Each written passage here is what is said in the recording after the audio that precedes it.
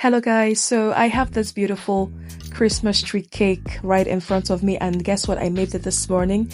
This is one of the easiest cakes I've ever made. Believe you me, it might look complicated, but it is very simple. The basic thing that you need are ice cream cones. They are very handy to make this Christmas tree. So to make to learn how to make this cake with this for it to look like this, just keep watching. So first of all, what I did was to start crumb coating my cake. I already done the first crumb coating, and after doing that, I put it in the fridge to chill. But then after chilling, I brought it out and I started to coat it even more. So I start to apply my buttercream as much as I can all around the cake. And after applying this buttercream, I use my straight edge and I use it to scrape the cream out of the excess cream that we have, just to give it that smooth finish. So as much as you can just spread the buttercream, you scrape, and then you apply again as much as you can, just to cover up any naked cake that might be poking out or peeking out through the cream. So what I did was I tried to do this as many times as possible, but I always noticed that there was this line that kept peeking through no matter how much I tried to crumb coat, as you can see in this video. So when I did this, I turned around and I saw that the hole was still there. So I applied the buttercream again on that particular spot to see if the buttercream could cover it, but no, it wasn't covering it. So even after applying, I scraped again and then it still peeked through. So what I did was to cut out the excess cake, because for it to be peeking through, that means that it is not aligned with the rest of the layers. One of the layers was a little bit higher. So what I did was use a serrated knife, just cut a little bit into the part that keeps peeking through, and then apply buttercream again, and then it will cover. So I cut it out as you can see me do, and then I apply the buttercream again before scraping out, and then voila, it covered. So that is a good way to take care of cakes that keep peeking out. So after doing this, I pop this in the fridge once more to chill and to set.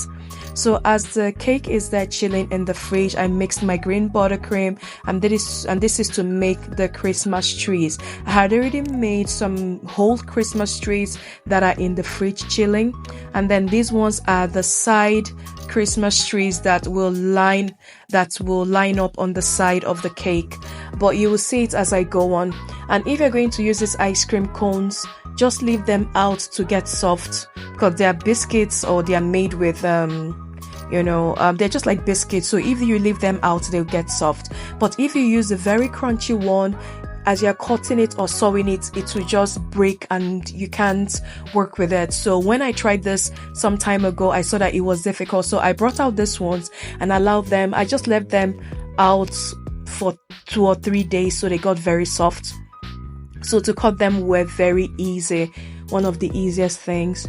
So each a Christmas tree or each ice cream cone, I cut first of all to make it leveled, and then I now cut it into two so that it can line up, or it can align on the side of the cake. Then I start to pipe the green buttercream on the ice cream cone, the half ice cream cone, and then I put it on my workspace.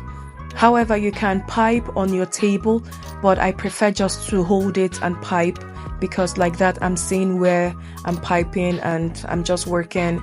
So that is what we said, that is what I was doing, or that was what I did. After doing that, piping the three side trees, I put them aside, and then I went to grab the cake. But getting the cake, I realized that I needed more trees. I only made 3, and I knew that I would need like 6 or 7 trees to go around the cake. So what I did was I cut more cones, but instead of piping them separate, I just placed them straight on the side of the cake, and I started piping straight on the cone. So I was now piping straight onto the cake instead of piping on the cone and then placing on the cake. It's another way to do it. It all depends on what you prefer, but like this, I was just able to be efficient as much as I could. So that was what I was doing till I covered all the side trees. As I was doing this, the other whole trees that I made earlier were in the fridge chilling. So just do what works for you. But I can bet you that this is one of the easiest cakes. And if you're asking the tip that I used in getting this, I used a Wilton star tip. I think 21, but I will confirm that. But I think I used a star tip 21 to get this beautiful design, or to get this beautiful piping on the ice cream cone. So I piped on the rest of the cake I piped on the rest of the ice cream cone, but please mind you, always leave the tip of the ice cream cone open, because this is what will help you transport or to move things around. Because if you pipe the whole thing, you wouldn't even have where to hold to place things.